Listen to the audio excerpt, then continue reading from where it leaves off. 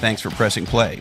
This is Christopher Lochhead, Follow Your Different, the podcast that celebrates the people, ideas, and companies that stand out.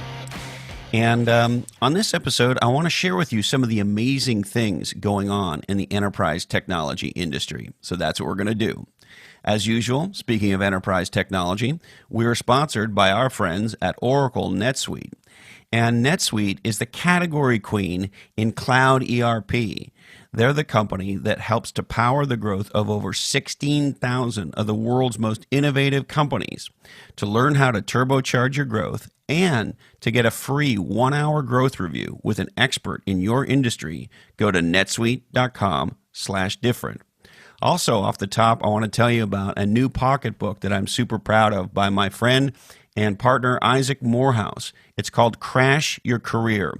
It's a great, easy read for young people who want to look at new ways to kickstart their careers. Go to crash.co for more information. And on this episode, I'm going to unpack some of the very cool stuff going on in the enterprise technology industry. If you know me, you know that I am a former 3-time public company chief marketing officer in the enterprise technology business, and I've spent more than 2/3 of my career there. And it's a segment or sector of the tech industry that doesn't get as much attention as the consumer side. But there's some very cool things going on that I want to underscore with you. Go to lochhead.com for the show notes on this episode, and I'm going to mention a bunch of articles and other sources of information that I'm going to pull from here, and all those things will be in the show notes as well. Now, hey-ho, let's go. So back in 2012, legendary venture capitalist Jim Getz of Sequoia, the man that Forbes says is the #1 venture capitalist in the world for multiple years in a row, he came public and he made a declaration that tech entrepreneurs were too focused on the consumer world and were ignoring what he called a, quote, $500 billion with a B market opportunity, which is the enterprise space. He pointed out, quote, twice as many enterprise startups have become billion-dollar companies compared to consumer startups, end quote. And, well, that was 2012. A lot has changed since then. And, the biggest one I would say is that the cloud went big time. And if you believe what my buddy Kevin Maney wrote in his awesome book, Unscaled, the cloud was the tipping point for a lot of big innovation.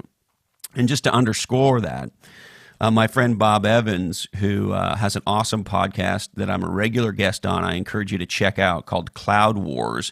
And Bob in particular sort of maps what's going on with some of the big companies in tech around the cloud. He says for Q1 of 2019, Microsoft, Amazon, and IBM, so those 3 companies, will combine for $23 billion in cloud revenue. Microsoft, Amazon, and IBM, $23 billion in the cloud alone in Q1. That's one quarter. So it's pretty amazing. Now, in concert with the cloud, if you take a step back and look at all of the things going on in tech, there's a pretty amazing list of innovations. In no particular order, you've got artificial intelligence, you've got augmented reality and virtual reality. And by the way, if you haven't checked out our recent episode with Mark Pesce, check it out. He's a futurist. He's also got a great podcast. And in the area of augmented reality, he really thinks the next big platform are going to be glasses that sort of overlay technology, the digital world onto the physical world. I don't know if he's right, but it's an interesting perspective. Regardless, augmented reality and virtual reality are getting realer and realer every day. The Internet of Things over the last 5 years has gone from an interesting idea to something that is affecting all of our lives in an incredibly powerful way. And a lot gets talked about on the consumer side, but there's a ton going on the enterprise side with IoT. Of course, everything's getting smart cars and smart pizza makers and smart everything. 3D printing continues unabated. Sort of a fascinating thing that happened last year was a little girl with a 3D printed hand threw out the first pitch at a San Francisco Giants game. There's tons going on in robotics, microservices. I believe there's a big breakthrough in the way we look at and use data services. The security space continues to be incredibly important, and a source of tremendous innovation, something we all need to look at. Blockchain continues, Bitcoin continues, and a lot more, of course. So when you add all of this up, starting with the cloud and then beyond, I would argue that this is the greatest time in history to be in the tech industry, and particularly the enterprise tech industry. Now, here's what I'd like to shine a light on. April 21st, 2019, there was a fantastic article in the Wall Street Journal written by a guy named Rolf Winkler. And the title of the article was called The Tech IPOs Delivering the Most for Investors. And in that article, Rolf goes on to say things like, consumer-focused businesses have more cachet, but technology startups that cater to companies are what is really hot. And then he points out some fascinating data points that I thought you'd be interested in. Nearly 50 U.S. B2B enterprise tech software companies have gone public since 2016. And interestingly enough, that compares with only 13 consumer technology companies. And the business-oriented, enterprise-oriented companies have performed from a stock perspective much better. In the article, he points out that the enterprise companies' shares had risen by a median of 126%. And according to the Wall Street Journal data analysis of Deal Logic data, that compares with a median 15% increase for consumer tech companies. So 126 for enterprise, 15 for consumer. And then my old buddy Jeff Richards, or I should say my long-term buddy Jeff Richards, who's one of the senior partners at GGV Capital. As a side note, he's been on this podcast. He was on episode 185 of Legends and Losers, and hopefully we'll get him back. But he's quoted in this article. He says, quote, fund managers have made a lot of money on enterprise companies in the last few years. Now, this all culminates sort of recently with an interesting juxtaposition. Recently, Zoom and Pinterest went public on the same day. You may recall Zoom founder Eric Yuan was on episode 32, so one of the very early episodes of Legends and Losers. Check it out if you haven't had a chance. And Zoom, when they went public, their shares increased 72% on day one, and on the same day Pinterest went public, those shares only rose 28%. Now, there's a lot of things that can affect how much a stock pops on its first day of trading. And I don't want to get into all the minutiae around that. It's just an interesting juxtaposition. And further to that point, and again, there's 1,000 points of light that can affect a company's market cap.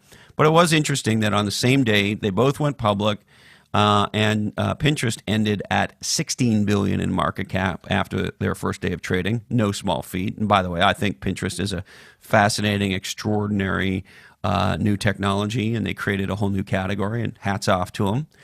But they were at 16, and Zoom was at 18 billion in market cap. So what's this telling us? First, I think consumer technology, that business is really hard, and it's hard in a way that the enterprise business isn't. I've come to believe that consumer tech is a hit business, like trying to create a hit movie or a hit song. Creating Facebook is like trying to create the next Adele. And look, I love Adele. She's one of the top record selling artists of the last 10 years. I think she's made incredible music.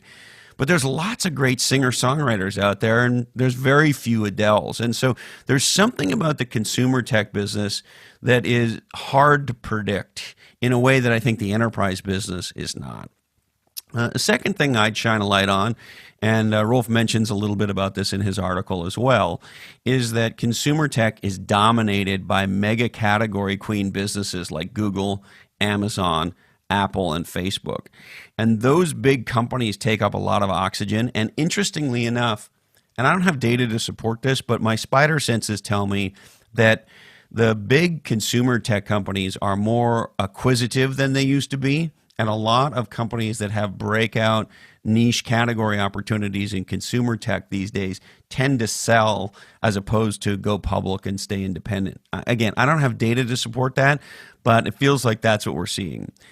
I also think that it's getting tougher to find new niches in the consumer side, and I think startups are very much afraid of the big players in this space. So all those things make consumer, I think, a little bit tougher. And when they're successful, frankly, they're a little bit more like moonshots. Now, I think what this is also telling us is that new technologies create more new category opportunities in B2B than B2C. Because the enterprise business, the enterprise technology industry is not a hit business in the same way that consumer is. Enterprise technology is more of a pick and shovel business. We've had a ton of enterprise tech entrepreneurs and VCs on this podcast, and I've been in the space for the better part of 30 years. Actually, I hate to admit it, more than 30 years. And if I've learned one thing, it's that the enterprise space is one where if you're willing to dog it out, if you're willing to, work hard on it and be smart, it's less binary than the consumer space. And with grit, some intelligence, some great technology, and some great category design, you can really make something of yourself. And, an example I would point you to is an entrepreneur I admire very much, a guy named Vineet Jain. I've been involved with his company since very early on. He's the founder of a company called Ignite, and he was on episode 25 of Follow Your Different, if you want to check that out. But he's a great example of dogging it out in the enterprise space to really figure things, get things straight, design your niche over time, and have a highly successful business. So, in completion, what would I tell you? It's always cool to see consumer tech companies, startups break out and rock the world, and they're often the ones that end up on the front cover of magazines, and they're very cool, and I think they should be celebrated. And there are legendary leaders in the enterprise technology space quietly building billion-dollar categories and multi-billion-dollar valued companies. And these background companies, these background entrepreneurs that are much less celebrated, like Eric Yuan of Zoom, enable new ways of living and working that are never going to be on the cover of magazines. Hopefully they are going to be on this podcast. And make no mistake, these enterprise entrepreneurs are doing a great job at making our world a different and amazing place, creating massive value for their customers and massive returns for their investors. And, that's why I've always loved the enterprise space. And, to end where I started, I think this is the most exciting time in history in the technology industry, and in particular in the enterprise technology industry. All right, you can find us at lochhead.com. I would urge you to subscribe there, even if you subscribe to us on Apple Podcasts or Stitcher or Overcast or any of the other major podcast platforms. The only way we know you're there, the only way we can have a direct relationship with you is if you subscribe on lochhead.com. And we're trying to take our email game up in creating content that is awesome to consume in the written form, that is sometimes based on things we share on the podcast, and sometimes things we think you'll find interesting and important.